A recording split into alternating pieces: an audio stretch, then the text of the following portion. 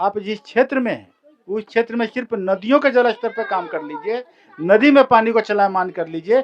जो अब मैं गारंटी देता हूं कि अगर ऋतु जायसवाल आएगी तो अगले साल एक ऋतु जायसवाल को टैंकर नहीं भेजना पड़ेगा। हर घर में चापाकल दे दिया जाता और चापाकल से अच्छा पानी आ सकता था।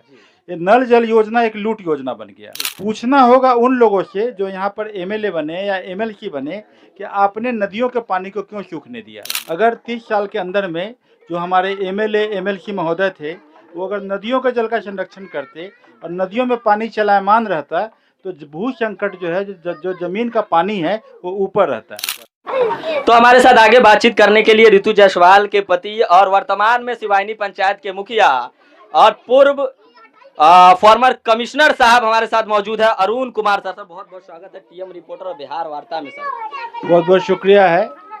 और मुख्य बात यह है कि ये जो बोला जा रहा प्राकृतिक आपदा है, प्राकृतिक आपदा नहीं है, मानव निर्मित आपदा है। 1957 में 1967 में 3 साल बारिश नहीं हुआ, लेकिन जल संकट नहीं घर आया। कारण यह है कि नदियों का दोहन सबने किया और जितने भी 30 साल से मैं देख रहा हूँ कि 30 साल से लोगों ने इसका दोहन किया है। एमएलए एरिया डेवलपमेंट फंड आया, एमएलसी का एरिया डेवलपमेंट फंड आया, लेकिन एमएलए और एमएलसी का जो एरिया डेवलपमेंट फंड का जल संरक्षण में काम नहीं हुआ। वो पैसे का कहाँ खर्च हुआ इसका हिसाब लीजिएगा तो संरक्षण में नहीं हुआ। ये लोगों ने बाकी जगह काम किया, पानी के दोहन पे काम किया, संरक्षण पे नहीं किया। ये जो आज परिणाम है वो 30 साल के निकम्मापनों का परिणाम है।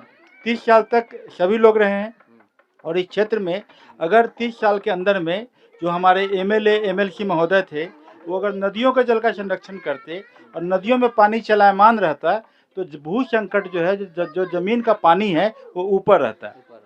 तो जो भूगर्भ शास्त्री है, पर्यावरणविद हैं, वो सभी इस बात को जानते हैं कि ये भब्बर एरिया है, नेपाल का सीमावर्ती क्षेत्र है, मधेशिया एरिया से सटा हुआ है। इस क्षेत्र में अगर नदी में अगर इतना भी पानी चलेगा तो यहाँ पर भू स्तर नीचे नहीं गिरेगा। पूछना होगा उन लोगों से जो यहाँ पर एमएलए बने या एमएलसी बने कि आपने नदियों के पानी को क्यों सूखने दिया। ये सवाल अगर ऋतु जायसवाल आज से 5 साल पहले जीत चुकी होती, 4 साल पहले, तो मैं दावे के साथ कहता हूं कि आज जल स्तर नीचे नहीं गिरा होता और आज ये स्थिति नहीं होती। नीतीश कुमार तो कहते हैं कि हमने नल जल 7 निश्चय नल जल योजना इसलिए लाया ताकि दिल्ली जैसा व्यवस्था बिहार में बने और घर घर पानी पहुंचे, लेकिन सुपर फ्लॉप रहा सर। 10% भी दिल्ली जैसा काम बिहार में नहीं हुआ। देखिए एक बात समझिए, अगर नदियों का जल स्तर ऊंचा रहता, नदियों में जैसे 1957 1967 में पानी चल रहा था वैसा अगर चलता रहता तो नल जल की भी जरूरत नहीं होती, हर घर में चापाकल दे दिया जाता और चापाकल से अच्छा पानी आ सकता था। ये नल जल योजना एक लूट योजना बन गया। अभी भी बताया गया कि जिस वार्ड में हम हैं, यहाँ 1-2 वार्ड में 14-14 लाख की निकासी हो गई है। पीएचडी विभाग 8 करोड़ का फंड लेके आया है। 8 करोड़ को अगर बांटा जाए हर पंचायत में तो 27 पंचायत में बांटा जाए तो 35 लाख रुपया होता है। 35 लाख ग्राम सभा में दीजिए, नदियों के जल का संरक्षण करे अभी से भी, तो अगले साल जल स्तर ऊंचा रहेगा और लोगों को पानी की समस्या नहीं होगी। आप मूल सुविधा पर काम नहीं करते। रहीम कहें एक साधे सब सधे, सब साधे सब जाए। आप जिस क्षेत्र में हैं उस क्षेत्र में सिर्फ नदियों के जल स्तर पर काम कर लीजिए, नदी में पानी को चलायमान कर लीजिए। जो अब मैं गारंटी देता हूं कि अगर ऋतु जायसवाल आएगी तो अगले साल एक ऋतु जायसवाल को टैंकर नहीं भेजना पड़ेगा।